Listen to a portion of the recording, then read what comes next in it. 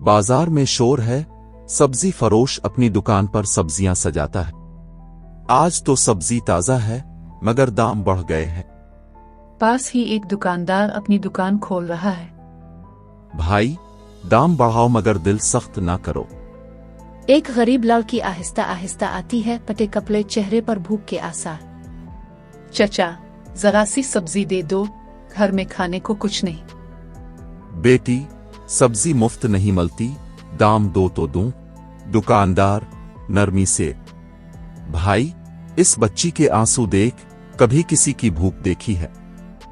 एक मुट्ठी सब्जी दे दे, अल्लाह तेरा रिस्क और बढ़ा देगा। सब्जी फरोश शर्मिंदा होता है, तोलकर थोड़ी सब्जी देता है।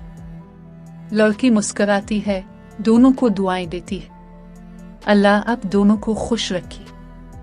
रहम दिल इंसान की सबसे बड़ी दौलत है।